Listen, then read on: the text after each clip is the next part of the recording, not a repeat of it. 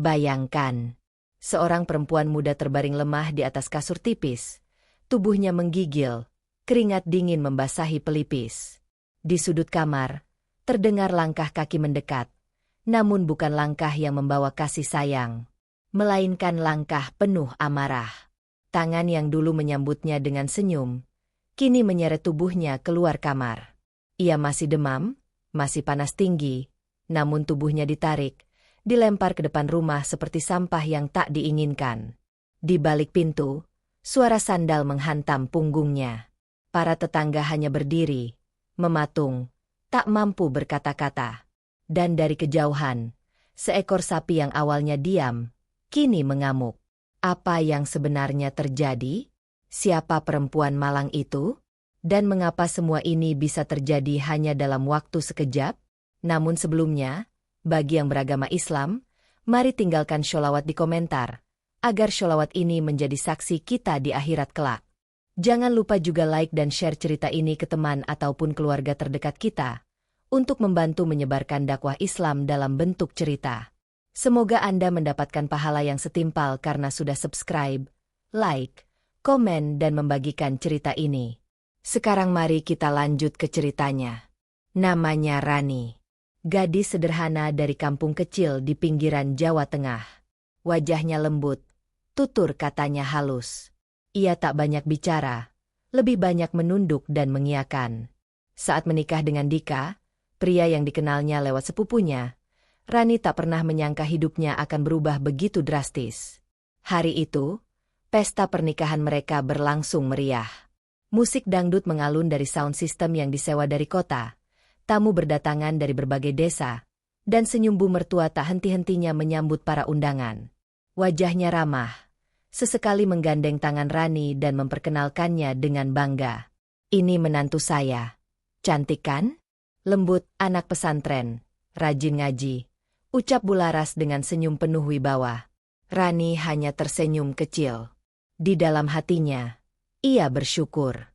Dikasih ibu mertua sebaik ini, siapa yang tak bahagia?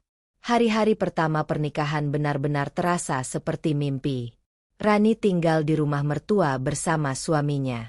Dika, meski bukan orang kaya, bekerja di bengkel dan cukup bertanggung jawab. Ia tak banyak bicara, tapi setiap malam memijat kaki Rani dan menanyakan apakah istrinya sudah makan. Bularas pun terlihat seperti ibu mertua idaman. Ia mengajari Rani cara memasak, membersihkan rumah, dan merawat tanaman di halaman. Bahkan beberapa kali mereka tertawa bersama saat menanam singkong. Namun, semua itu hanya berlangsung 1 bulan. Memasuki bulan kedua, perlahan suasana rumah mulai berubah. Senyuman Bularas makin jarang terlihat. Sebaliknya, nada suaranya makin tinggi setiap kali memanggil Rani. Rani, kenapa air di dapur habis? Kamu ngapain aja dari tadi? Rani, cucian belum selesai juga? Kamu tidur terus ya di kamar? Rani bingung. Ia sudah berusaha melakukan semua yang diminta. Bahkan bangun sebelum subuh, menanak nasi, menyapu halaman, mencuci baju. Tapi tetap saja, selalu ada yang salah di mata ibu mertuanya. Yang paling membuat hati Rani sakit adalah saat suaminya hanya diam. Tak membela, tak menguatkan. Hanya menunduk dan berkata pelan, "Ya sabar aja, Ran, namanya juga tinggal sama orang tua." Padahal Rani sudah berusaha sekuat tenaga. Ia mencoba mendekati Bularas, membelikan makanan kesukaannya, mencuci semua pakaiannya dengan tangan, bahkan kadang tak sempat makan sendiri. Tapi tetap saja, ia dianggap tak becus. Puncaknya adalah saat Rani lupa menyapu belakang rumah karena hari itu hujan lebat dan tubuhnya sedang lemas. Bularas langsung membentaknya di depan para tetangga. "Beginikah anak pesantren? Malas dan jorok." Rani hanya menunduk, menahan tangis. Ia tak berani membela diri. Takut, tak tahu harus berkata apa. Dan semua orang yang lewat hanya bisa melirik iba, namun tak satu pun bersuara. Hari-hari berikutnya, tubuh Rani makin lemah. Ia mulai sakit. Panasnya tinggi. Badannya menggigil. tapi tetap memaksa mencuci dan memasak. Namun hari itu, tubuhnya benar-benar tak sanggup lagi.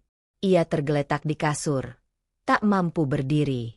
Lantai rumah kotor, dapur belum dibereskan. Dan tepat saat matahari naik sepenggalah, suara keras membuyarkan keheningan. Brak! Pintu kamar dibuka paksa. Dan dari situlah semua berubah. Pintu kamar itu dibuka dengan kasar. Angin siang yang panas menyapu masuk, membawa debu dan amarah yang belum padam. Tubuh Rani masih terbaring di kasur tipis tanpa alas. Bajunya lepek oleh keringat, wajahnya pucat, napasnya pendek-pendek. Tapi Bularas tak peduli.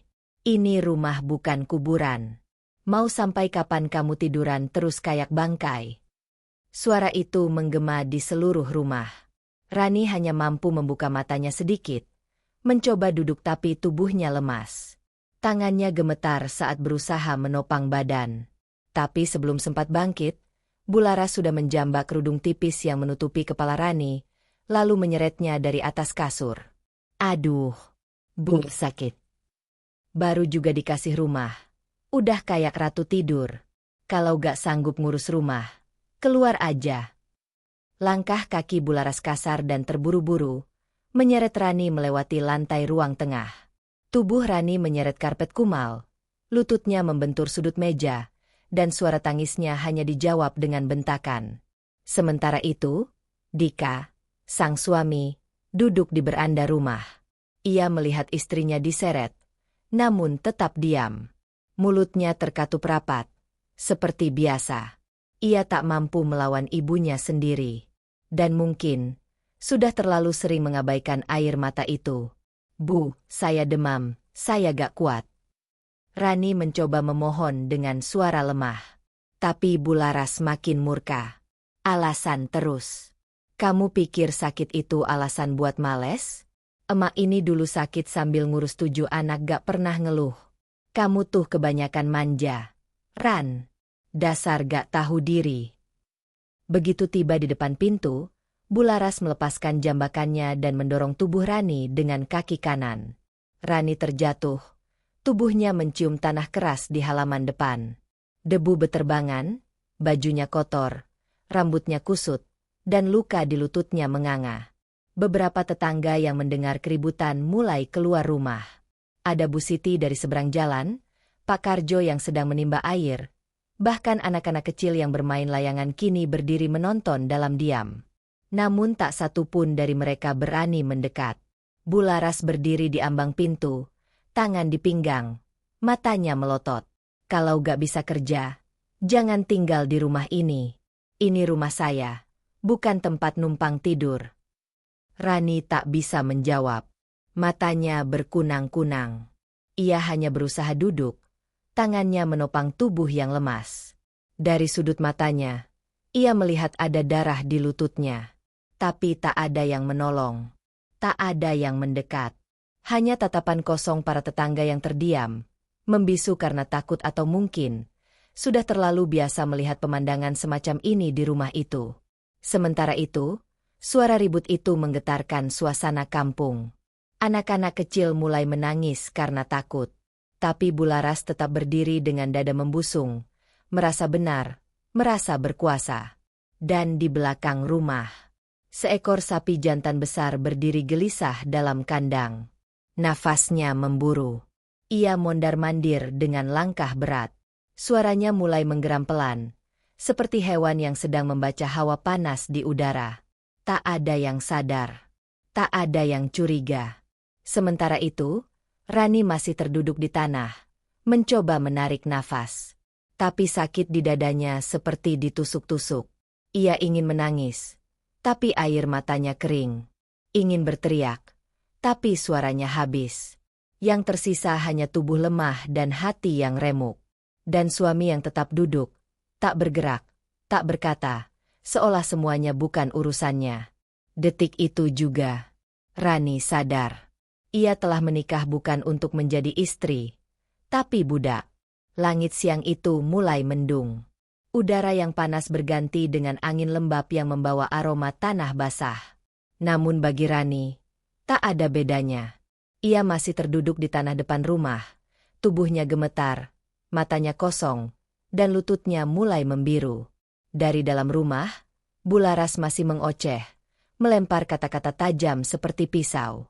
Kalau kamu gak kuat tinggal di sini, ya pergi. Balik ke rumah orang tuamu. Jangan bikin rumah ini kotor sama penyakit dan kemalasanmu. Rani memejamkan mata. Suara itu menghantam kepalanya seperti palu. Hatinya sudah terkikis. Tapi yang paling menyakitkan adalah sosok yang berdiri tak jauh darinya. Suaminya sendiri. Dika hanya berdiri di teras, bersandar pada tiang bambu. Tangan kirinya memegang rokok yang sudah hampir habis. Wajahnya datar, tanpa emosi. Pandangannya kadang ke arah Rani, kadang ke jalan, seolah sedang menunggu angin membawa pergi semua masalah. Mas. Lirih Rani. Tapi suara itu tak pernah sampai. Ia ingin memohon. Ingin sekali bersandar di pundak laki-laki yang dulu berjanji akan melindunginya. Tapi sejak menikah, Rani sadar, suaminya lebih patuh pada ibunya daripada pada nuraninya sendiri. Beberapa tetangga mulai berbisik-bisik. Kasian ya si Rani. Bularas itu memang galak dari dulu. Anaknya gak punya nyali, diam aja. Namun tetap, tak ada yang berani mendekat. Karena Bularas adalah sosok yang ditakuti. Kata-katanya tajam, suaranya lantang, dan semua orang tahu, siapapun yang melawannya akan kena getahnya. Rani perlahan menarik tubuhnya, mencoba berdiri dengan susah payah. Kaki kanannya sakit, lututnya perih. Tapi ia tak ingin tetap di tanah terlalu lama. Ia merasa lebih hina daripada seekor binatang. Bahkan kucing pun tak akan dibuang seperti itu. Saat berhasil berdiri, langkahnya goyah. Ia tak tahu harus kemana. Rumah itu seakan bukan miliknya. Suaminya berdiri membelakanginya. Tak ada tangan yang menuntun. Tak ada lengan yang merangkul. Yang ada hanya langit yang kian gelap. Dari dalam rumah, Bularas berteriak lagi. Masak aja gak bisa. Udah dikasih tempat tinggal. Malah tidur doang. Pantas aja ibumu gak ngajarin kamu apa-apa. Hati Rani mencelos. Ia masih bisa menerima perlakuan kasar pada dirinya. Tapi ketika ibunya disebut, luka itu terasa lebih dalam. Ibu yang melahirkannya, yang merawatnya sendirian setelah ayahnya meninggal. Ibu yang mengajarinya sopan santun dan adab. Kini dihina oleh wanita yang seharusnya menjadi ibu kedua baginya. Air mata Rani jatuh juga. Ia tak kuasa lagi. Di saat tubuhnya tak bisa bicara, hatinya pun menjerit. Bu, tolong, saya cuma lagi sakit. Dan tiba-tiba, Bularas keluar dari rumah. Langkahnya cepat, wajahnya merah padam. Dengan satu tangan, ia mendorong tubuh Rani sekali lagi. Aku gak peduli kamu sakit atau enggak. Yang penting rumah ini harus bersih. Gak ada yang numpang hidup di sini. Tubuh Rani kembali terjatuh. Kepalanya menghantam tiang pagar bambu. Para tetangga mulai panik. Beberapa hendak mendekat, tapi masih ragu. Mereka tahu, Bularas bisa menjadi seperti api. Sekali disiram, bisa menyambar lebih besar. Namun di antara kerumunan, ada seorang ibu tua yang tak tahan. Namanya Bunarti, tetangga sebelah yang dikenal lembut dan suka mengaji. Bularas, cukup, dia sakit. Jangan begitu. Tapi Bularas membalikkan badan dan menunjuk tajam. Ibu gak usah ikut campur. Ini rumah saya. Saya berhak ngatur siapapun di sini. Bunarti hanya menghela nafas. Sementara Rani tetap di tanah. Tubuhnya mulai menggigil, meski keringat mengucur deras. Ia menoleh pelan, matanya mencari sosok suaminya. Tapi Dika sudah masuk ke dalam rumah, menutup pintu pelan, seolah tak terjadi apa-apa. Dan di belakang sana, dari balik kandang, sapi jantan itu kini berdiri diam menatap ke arah rumah. Nafasnya kasar, napas dari dada yang membusung. Hidungnya mengeluarkan uap. Kakinya menghentak tanah. 1 kali, 2 kali. Langit semakin gelap. Awan mulai bergerak liar. Dan di tanah yang basah oleh luka dan air mata, masih ada seorang perempuan muda yang mencoba bertahan hidup, sendirian. Malam pun tiba. Langit telah benar-benar gelap, tanpa bintang. Seolah langit pun ikut berduka menyaksikan kebiadaban yang terjadi di rumah itu. Hanya suara jangkrik yang mengisi sunyi, bersaing dengan detak waktu yang seperti memperlambat segalanya bagi Rani. Ia akhirnya bisa masuk kembali ke dalam rumah. Bukan karena diizinkan, tapi karena tubuhnya terlalu lemah hingga merangkak ke dalam sendiri. Tak ada tangan yang menolong. Tak ada suara yang memanggilnya dengan lembut. Bahkan Dika, suaminya, memilih tidur lebih awal malam itu, dengan pintu kamar terkunci rapat. Rani menggelosor di lantai ruang belakang. Matanya setengah terpejam. Demamnya naik. Tubuhnya menggigil tak karuan. Tapi ia tak punya cukup tenaga untuk mengambil obat. Bahkan untuk mengeluh pun suaranya tak sanggup keluar. Di dekatnya, ember cucian menumpuk, piring kotor masih di rak, dan lantai basah karena atap bocor. Ia tahu, besok pagi ia akan kembali dimarahi. Tapi malam ini, yang bisa ia pikirkan hanyalah bertahan. Ya Allah, bisik Rani lirih. Matanya menerawang ke atap kayu yang berlubang. Tapi kalimat itu pun tak selesai. Napasnya berat. Seluruh persendiannya nyeri. Perutnya mual. Tubuhnya seperti terbakar. Tapi dingin di kulit. Di tengah gelap dan sunyi, suara kaki Bularas terdengar mendekat.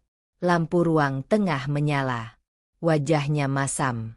Ia berdiri menatap Rani yang tergeletak tak berdaya. Dasar manja. Sakit dikit udah kayak mau mati. Kalau bukan karena anakku, gak akan aku tahan-tahan kamu di sini.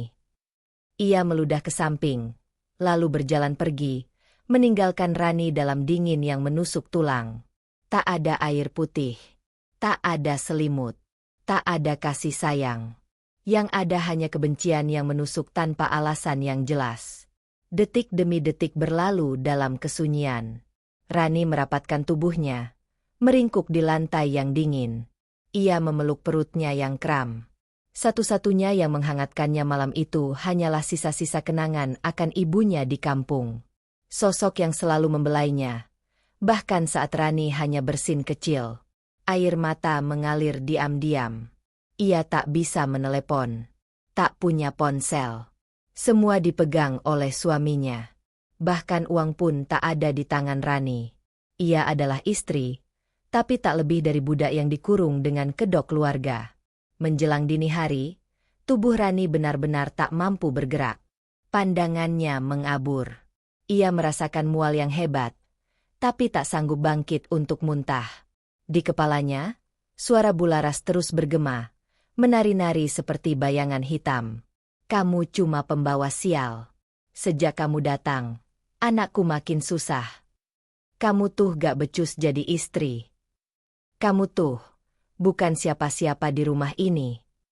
Kata-kata itu seperti racun yang meresap ke dalam jiwanya. Rani mencoba melawan, mencoba menyanggah dalam batin, tapi tubuhnya terlalu lemah, pikirannya terlalu lelah. Sementara itu, di luar rumah, hujan mulai turun. Rintik-rintik kecil mengetuk genteng dengan irama pelan. Tapi di belakang rumah, suara lain mulai terdengar. Suara kayu kandang yang berderak. Suara napas kasar dari seekor sapi besar yang gelisah sejak siang. Tali pengikatnya semakin longgar. Batang bambu penyangga kandang sudah rapuh. Tak ada yang sadar bahwa azab mulai menyusun langkahnya. Bahwa alam pun menyaksikan kezaliman dan menyimpan kemarahan dalam diam. Sementara itu, Bularas tertidur pulas di kamarnya yang hangat, dengan selimut tebal dan bantal empuk. Wajahnya tenang. Mulutnya sedikit terbuka, seperti orang yang tak punya dosa. Ia tak tahu bahwa malam ini adalah malam terakhir hidupnya dalam rasa tenang. Dan Rani masih tergeletak di ruang belakang, mata terbuka separuh, menatap gelap, tubuhnya menggigil, dan bibirnya bergetar. Bukan karena dingin semata, tapi karena hati yang sudah tak tahu harus berharap pada siapa. Subuh belum datang. Hujan turun pelan, tapi konstan. Di langit yang hitam pekat, Petir sesekali menyambar dalam diam. Kilat itu menerangi pekarangan rumah Bularas, menyoroti kandang sapi yang reot, tua, dan lembab. Seekor sapi jantan berwarna coklat tua berdiri gelisah di dalamnya. Matanya merah. Nafasnya memburu. Kakinya menghentak-hentak lantai tanah, menciptakan suara lumpur yang pecah. Dari hidungnya, uap panas keluar terus-menerus. Sejak siang tadi, sapi itu tak tenang. Seperti bisa mencium aroma dosa yang belum dibayar. Tali pengikat di lehernya mulai mengendur. Ujungnya bergeser. Perlahan-lahan terlepas karena simpulnya yang basah dan lapuk. Tak ada yang melihat. Sementara itu, di dalam rumah, Rani sudah nyaris tak sadar. Bibirnya pucat. Tangannya dingin. Tapi pikirannya masih hidup. Meski samar. Ia masih bisa mengingat suara ibunya. Samar-samar mengaji di dapur rumah kampung. Ia masih bisa mencium aroma daun pandan dari bantal tua yang biasa dipeluknya semasa kecil. Dan di antara ingatan-ingatan itu, ada satu doa yang tiba-tiba terucap dari bibir yang hampir tak bergerak. Ya Allah, kalau memang aku gak kuat lagi, aku ikhlas. Tapi kalau kau masih sayang padaku, tolong, tunjukkan siapa yang benar dan siapa yang zolim. Doa yang lirih itu naik menembus langit yang gelap. Tak ada yang tahu. Tak ada yang dengar. Tapi Allah Maha mendengar. Meski dengan suara yang hanya bergetar di dalam dada. Beberapa menit kemudian, suara dentuman keras mengguncang malam. Braak. Kayu kandang patah. Pintu bambu terguling. Sapi itu keluar dengan mata liar. Tubuhnya menggigil. Namun langkahnya mantap. Ia berjalan perlahan ke arah rumah. Tak lari. Tapi langkahnya berat. Menghentak tanah seperti membawa pesan dari langit. Tetangga sebelah, Pak Karjo, yang kebetulan sedang buang air kecil di belakang rumah, melihat siluet sapi itu berjalan menembus kabut dan hujan. Loh, sapi siapa itu? Kok lepas? Tapi sebelum ia sempat berteriak memperingatkan, sapi itu sudah menghilang di balik sisi rumah Bularas. Di dalam rumah, suasana hening. Dika masih terlelap di kamar, membiarkan semuanya berlalu seperti biasa. Bularas, di kamarnya sendiri, tidur menyamping menghadap jendela. Selimutnya rapat, nyenyak dalam mimpi yang entah seperti apa. Sampai suara keras mengguncang dinding luar kamar. Dug! Sapi itu menabrak pintu belakang dengan kepalanya.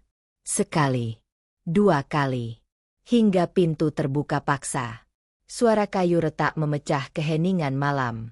Bularas terbangun. Matanya terbuka.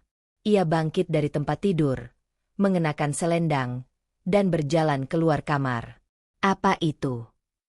Dika. Tak ada jawaban. Ia melangkah ke ruang tengah. Gelap. Hanya suara gemuruh hujan dan langkah berat menghentak dari luar rumah. Dan kemudian, dari arah dapur, seekor sapi muncul perlahan, menatap langsung ke arah Bularas. Matanya merah menyala, tubuhnya basah kuyup, dan suaranya mengembik pelan tapi menyeramkan. Bularas terdiam. Tubuhnya kaku. Matanya membelalak, tak percaya dengan apa yang dilihatnya. Astagfirullah, astagfirullah. Langkahnya mundur. Tapi terlambat. Sapi itu mengangkat kepalanya, lalu melompat maju dengan kekuatan yang tak wajar. Tanduknya menghantam perut Bularas. Tubuh wanita itu terangkat dari lantai, lalu terlempar membentur meja makan hingga meja itu rubuh. Braak! Suara pecahan piring, sendok berserakan, dan jeritan Bularas memenuhi seluruh rumah. Tetangga yang mendengar segera berlarian ke arah rumah itu. Suara teriakan, suara hewan, dan suara kaca pecah membuat kampung geger. Tapi tak ada yang tahu persis apa yang sedang terjadi. Hanya satu yang pasti. Azab itu telah datang. Dan Rani masih terbaring di sudut ruang belakang. Tak tahu bahwa doanya telah dijawab. Dengan cara yang tak pernah dibayangkan siapapun. Suara sapi mengamuk menggetarkan setiap dinding rumah itu. Jeritan Bularas menggema hingga keluar halaman. Teriakan kesakitan yang mencabik-cabik malam sunyi. Tetangga yang semula hanya mengintip dari balik jendela kini mulai berlarian menuju sumber suara. Ada yang membawa senter, ada yang hanya bersarung, bahkan ada yang tak sempat mengenakan sandal. Allahu Akbar. Itu suara dari rumah Bularas. Astagfirullah. Itu sapi siapa? Pak Karjo dan beberapa warga laki-laki bergegas ke halaman. Saat mereka sampai di depan rumah, pintu sudah terbuka lebar, tergantung lepas dari engselnya. Di dalam, suasana kacau. Meja makan terbalik, pecahan piring berserakan, dan di tengah kekacauan itu, tubuh Bularas terkapar. Darah mengalir dari kening dan mulutnya. Sapi besar itu berdiri di dekatnya, menginjak lantai dengan kaki depannya, masih mengendus-endus tubuh yang barusan diseruduknya. Matanya merah, nafasnya berat, tapi kini justru terlihat tenang, seolah tugasnya sudah selesai. Bularas menggeliat, mencoba bangkit, tapi tubuhnya tak bisa digerakkan. Wajahnya penuh luka, bajunya sobek di bagian dada, napasnya tercekat. Matanya bergerak liar mencari pertolongan. Tolong, tolong aku. Tetangga mulai histeris. Ambil tali, ikat sapinya. Ada yang bawa mobil? Bawa Bularas ke puskesmas. Ambulan. Cepat panggil ambulan. Beberapa warga pria berusaha menghalau sapi dengan kayu dan sapu lidi. Sapi itu tidak menyerang lagi. Ia hanya berjalan perlahan keluar rumah, lalu berhenti di halaman, berdiri di bawah hujan yang turun semakin deras. Ia menatap rumah itu untuk terakhir kalinya, lalu berjalan kembali ke arah kandang, seolah tahu bahwa tugasnya sudah selesai. Sementara itu, tubuh Bularas dikelilingi warga. Bu Narti menggenggam tangannya, menangis sambil membaca sholawat. Innalillahi wa inna ilaihi roji'un. Bularas. Istighfar. Bu, istighfar. Tubuh Bularas bergetar. Dari mulutnya keluar darah yang mengalir perlahan. Matanya mulai kabur. Ia mencoba bicara, tapi suaranya hanya bisikan. Rani. Ia menyebut nama yang selama ini ia sakiti. Nama yang hampir setiap hari keluar dari mulutnya bukan dengan doa, tapi dengan hinaan. Kini, di ujung nafasnya, nama itu terdengar seperti jeritan penyesalan. Rani. Nama itu seperti bergetar di dalam rumah. Seseorang berteriak. Mana suaminya? Mana Dika? Warga mendobrak kamar Dika. Laki-laki itu terbangun dengan panik. Matanya masih berat. Tubuhnya lemas karena tidur nyenyak di balik jeritan dunia. Apa-apaan ini? Emakmu diseruduk sapi. Cepat bangun. Bantuin. Dika berlari ke ruang tengah. Melihat ibunya tergeletak bersimbah darah. Tubuhnya limbung. Emak. Ia berlutut, memeluk tubuh Bularas yang mulai dingin. Emak. Kenapa begini? Emak. Bularas memandangi anaknya. Air mata jatuh dari sudut matanya. Namun yang keluar dari bibirnya justru bukan permintaan tolong, tapi kalimat lirih yang hanya didengar oleh Dika yang mendekatkan telinga. Rani, maafkan emak. Dika terdiam. Tangannya gemetar. Dadanya sesak. Tapi semuanya sudah terlambat. Di sudut ruang belakang, seseorang akhirnya menemukan Rani. Istighfar. Ya Allah. Warga perempuan berteriak memanggil tetangga lain. Rani ditemukan terbaring pucat di lantai dapur. Tubuhnya dingin, tapi masih bernapas. Wajahnya kotor, rambutnya kusut, dan matanya menatap kosong ke langit-langit. Ia tak tahu apa yang sedang terjadi. Ia tak sadar bahwa seluruh kampung kini sedang melihat apa yang dulu mereka abaikan. Ia hanya tahu, tubuhnya masih terasa sakit, tapi ada sesuatu di dalam dadanya yang terasa ringan untuk pertama kalinya. Sementara di ruang tengah, Bularas mulai kehilangan kesadarannya. Napasnya melemah. Orang-orang mulai panik. Ambulan belum datang. Dan malam itu, suara takbir dan istighfar bersahutan di tengah hujan. Langit belum juga cerah. Suara ambulan akhirnya terdengar, meraung membelah malam, memecah kerumunan warga yang masih berdiri di halaman rumah Bularas. Sirinenya membawa harapan, tapi juga membawa tanda bahwa sesuatu yang besar telah terjadi di rumah yang selama ini dianggap paling berkuasa di kampung itu. Petugas medis segera masuk ke rumah. Dika berdiri di samping tubuh ibunya. Wajahnya panik, tangan gemetar. "Bantu dia. Tolong." Dia diseruduk sapi. Perawat memeriksa denyut nadi Bularas. Senter diarahkan ke matanya. Salah satu dari mereka menggeleng pelan, lalu segera memasang selang oksigen. Ia masih hidup, tapi kondisinya kritis. "Cepat, kita bawa ke rumah sakit." Dengan susah payah, tubuh Bularas diangkat ke atas tandu. Beberapa warga membantu, dan semua orang yang menyaksikan malam itu terdiam. Tidak ada suara. Hanya hujan dan roda ambulan yang berderit di atas jalan licin. Sementara itu, di ruang belakang, Rani masih terbaring dengan mata setengah terbuka. Ia tak sadarkan diri sepenuhnya, tapi telinganya masih mendengar suara. Dan di antara bisikan-bisikan samar, terdengar suara seorang perempuan yang familiar. "Ya Allah, anak ini masih hidup. Ayo bantu dia, cepat."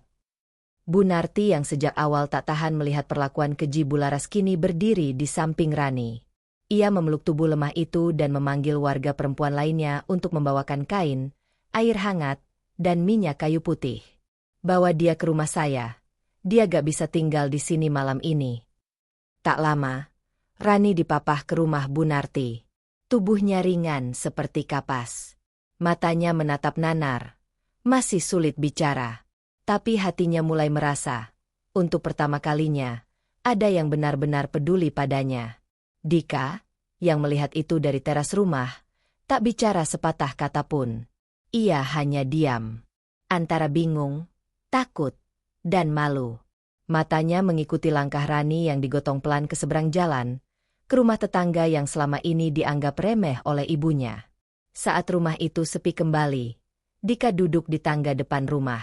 Tangannya menutupi wajah. Air hujan membasahi rambutnya. Wajahnya pucat.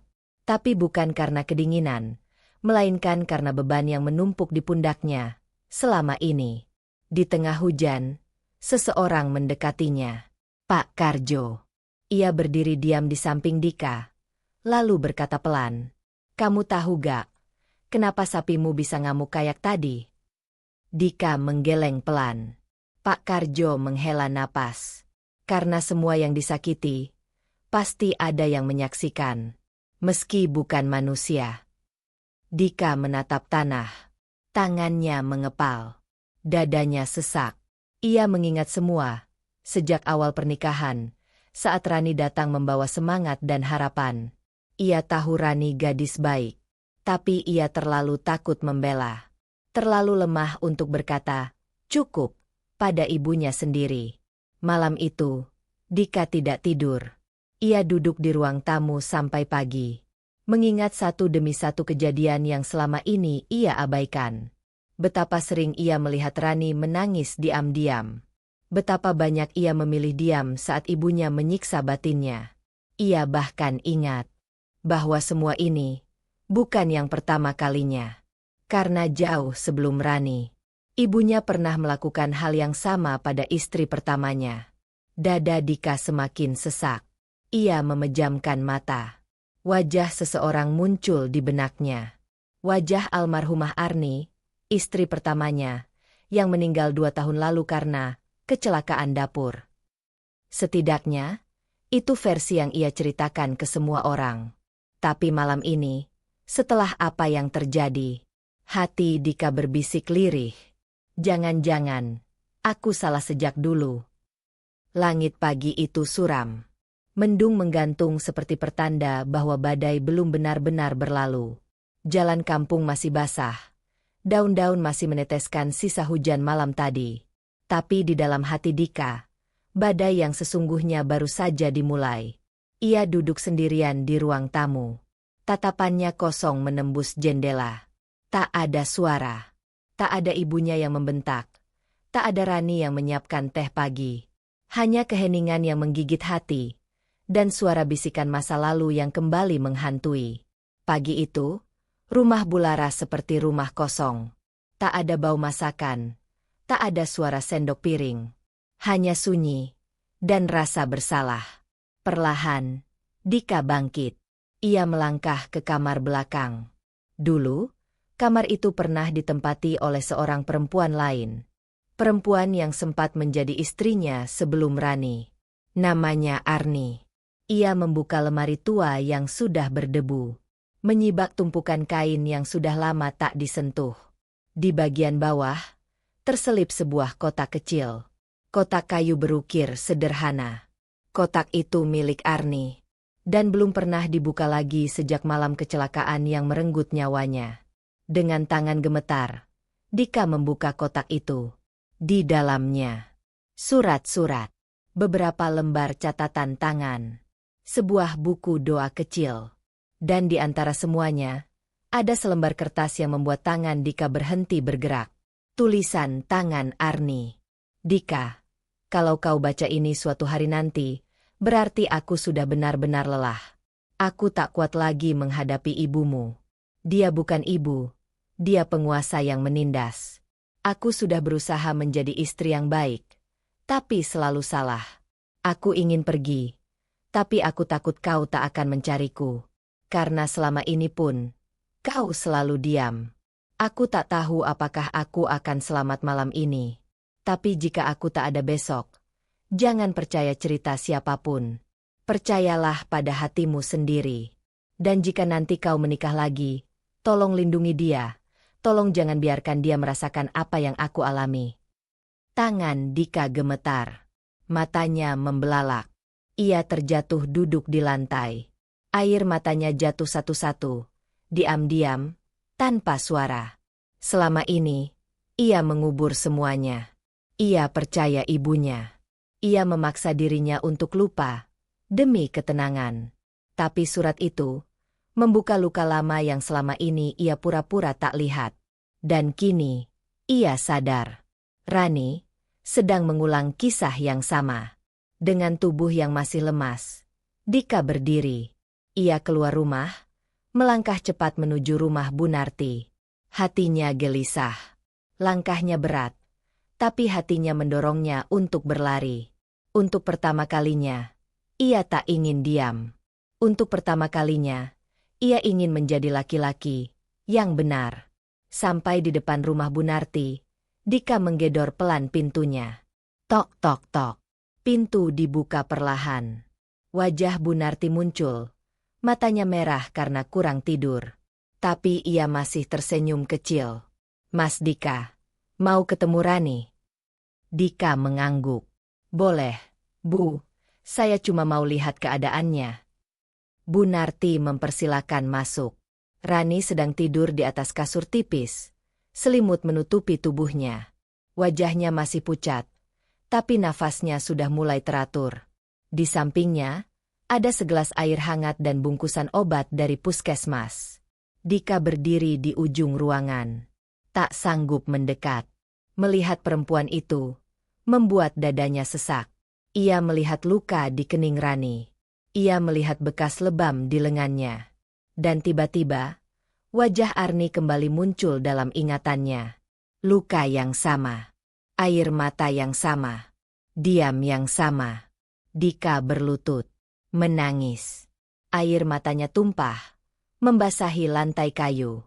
Rani, maafkan aku. Suara itu lirih. Tapi Bunarti mendengarnya. Ia berdiri di pintu, menatap Dika dengan sorot mata yang sayu tapi tajam. Mas Dika, kebaikan itu bukan hanya diam. Kadang, membela kebenaran adalah satu-satunya bentuk cinta yang paling dalam. Dika mengangguk. Ia menunduk dalam-dalam. Dan pagi itu, untuk pertama kalinya, Dika benar-benar menangisi dua perempuan yang terluka karena kelemahannya. Pagi menjelang siang. Matahari mencoba menembus awan kelabu yang masih menggantung berat di atas langit kampung itu. Di rumah sakit kabupaten, ruang gawat darurat mendadak tegang. Petugas medis lalu lalang, suara sepatu beradu dengan lantai, monitor jantung berbunyi lemah. Dan di ranjang nomor 3, Bularas terbaring sekarat. Tubuhnya penuh luka dalam. Tulang rusuknya retak. Hidungnya patah. Beberapa bagian kulitnya lebam. Paru-parunya mengempis akibat benturan keras. Dokter sudah berusaha semampu mereka. Tapi mereka tahu, tubuh itu sudah terlalu tua untuk menahan semua luka. Bularas belum sadarkan diri. Tapi sesekali matanya terbuka. Lalu menatap kosong ke atas. Suster yang merawatnya mengusap pelan dahinya. Tapi saat tak sengaja menyentuh tangannya, suster itu terkejut. Loh, tangannya kaku banget. Dingin sekali. Beberapa perawat mendekat. Dan saat salah satunya membuka selimut untuk mengganti infus, mereka mundur satu langkah. Wajah mereka pucat.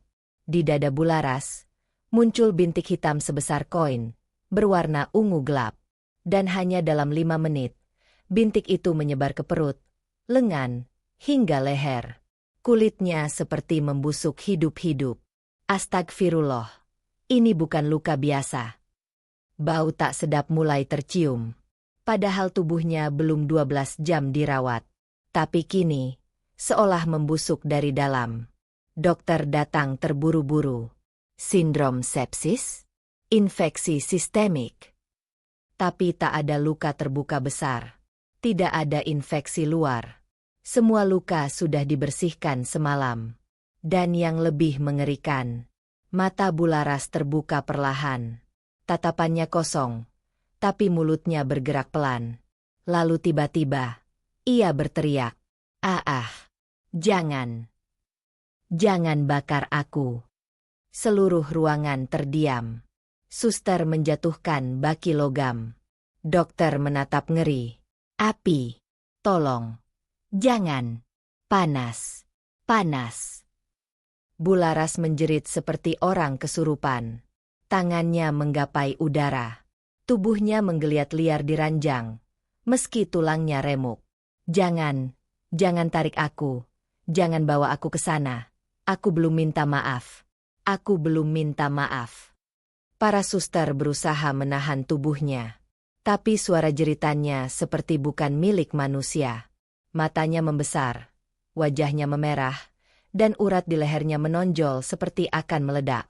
Dan saat itu juga, lampu ruang UGD tiba-tiba padam. Monitor jantungnya mati. Suara alarm darurat berbunyi. Seluruh ruangan gelap, hanya suara jeritan Bularas yang menggema. Hingga akhirnya, suara itu berhenti. Hening. Lampu menyala kembali. Dan Bularas terbaring diam, mata terbuka, mulut sedikit menganga, tubuh kaku seperti kayu. Wajahnya membiru, tangan kanannya terkepal, dengan ujung kuku menancap ke telapak. Dokter memeriksa detak jantungnya. Innalillahi wa inna ilaihi roji'un. Bularas dinyatakan meninggal dunia. Tapi bukan dengan tenang, melainkan dalam jeritan, ketakutan, dan tubuh yang membusuk sebelum waktunya. Kabar itu menyebar secepat api. Warga kampung gempar. Semua orang tahu tentang sapi yang menyeruduk. Tapi kini, mereka juga tahu tentang kematian aneh yang tak bisa dijelaskan oleh logika. Pak Karjo, saat mendengar berita itu dari anaknya yang bekerja di rumah sakit, hanya menghela napas. Ya Allah, ini bukan kematian biasa. Ini tamparan dari langit. Sementara itu, Dika terduduk di depan rumah Bu Narti. Ia mendengar kabar ibunya telah tiada, tapi hatinya tak tahu harus merasa apa. Antara sedih, atau lega, atau bersalah, atau semua itu bercampur menjadi beban yang menyesakkan dada. Dan Rani masih tidur lelap, belum tahu apa yang terjadi. Tapi malam itu, azab telah datang. Dan seluruh kampung menjadi saksi bahwa siapapun yang menindas akan dibalas dengan cara yang tak pernah mereka bayangkan. Sore itu, langit tak kunjung cerah. Awan tebal menggantung di atas kampung seperti kabut dosa yang belum reda. Angin bertiup pelan, tapi dinginnya menusuk hingga ke tulang. Kampung itu tak lagi sama sejak malam jeritan Bularas menggema dari rumah sakit. Ambulan yang membawa jenazahnya tiba menjelang maghrib. Beberapa warga sudah menunggu. Tapi tak seperti biasanya. Tak ada tangisan. Tak ada suara ratapan. Hanya bisik-bisik dan wajah-wajah pucat penuh kebingungan. Jenazah Bularas diturunkan dari mobil dengan kain kafan yang telah berubah warna. Ada aroma tak sedap yang menyengat dari sela-sela lipatan kain putih itu. Padahal tubuhnya baru sehari meninggal. Pak Karjo mendekat, menutup hidungnya dengan sarung, lalu berkata pelan, "Maaf, ini jenazahnya benar-benar bau, padahal belum sempat dikubur." Warga lain mulai gelisah. Beberapa mundur perlahan, tak kuat menahan aroma yang menusuk. Bahkan binatang peliharaan seperti kucing dan ayam kampung menjauh dari halaman rumah. Keluarga mencoba menyiapkan liang lahat. Tapi sejak pagi, sudah ada kejanggalan. Tanah yang digali untuk makam Bularas, berair, berlumpur, dan hitam pekat. Padahal 2 hari sebelumnya, makam tetangga lain tak mengalami hal serupa. Cangkul yang digunakan sering patah. Tanah seperti menolak dibuka. Bahkan saat lubang berhasil dibuat, muncul ular kecil yang tiba-tiba menyembul dan menghilang ke semak-semak. "Ini gak beres," bisik salah satu warga. "Tanda-tanda orang yang meninggal gak wajar." Saat jenazah dibawa ke masjid untuk disyolatkan, suasana menjadi lebih ganjil. Imam masjid, Ustadz Abdul, yang biasanya tegas dan berani, terlihat ragu. Sebelum memulai takbir pertama, ia mendekati Dika. "Mas, mohon maaf, saya perlu tanya, apa semasa hidupnya ibu pernah punya masalah dengan orang, atau pernah berbuat kezaliman berat?" Dika menunduk. Air matanya tak bisa dibendung. "Ustadz, saya gak bisa jawab. Tapi, saya yakin, Allah lebih tahu semua dosanya."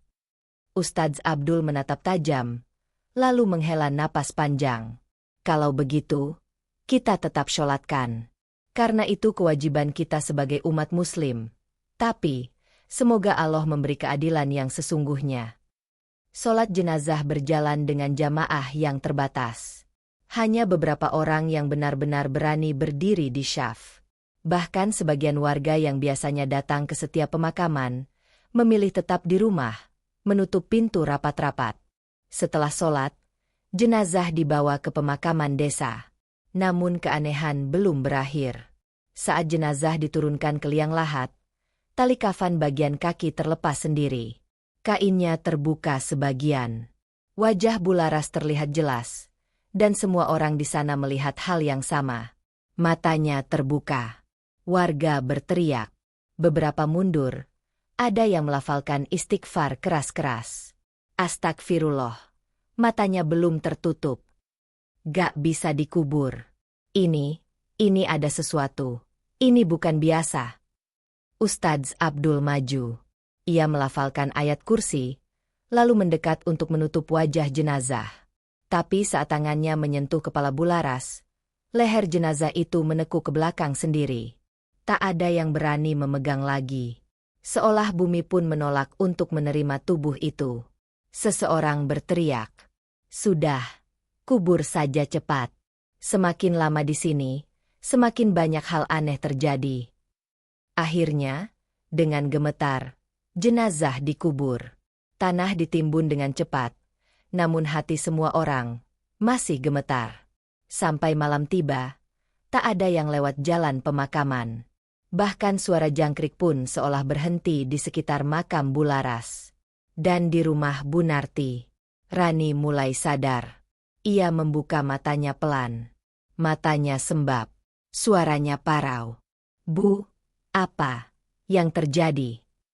Bu Narti duduk di sampingnya, menggenggam tangannya pelan. "Anak baik, kamu gak perlu tahu semua sekarang. Tapi yang pasti, Allah itu Maha Adil." Rani menatap langit-langit kamar. Air matanya menetes diam-diam. Di luar, kampung itu hening. Tapi semua orang tahu, mereka telah menjadi saksi sebuah azab yang nyata. Azab yang datang bukan dari manusia, bukan dari petir, tapi dari kezaliman yang dibalas langsung oleh langit.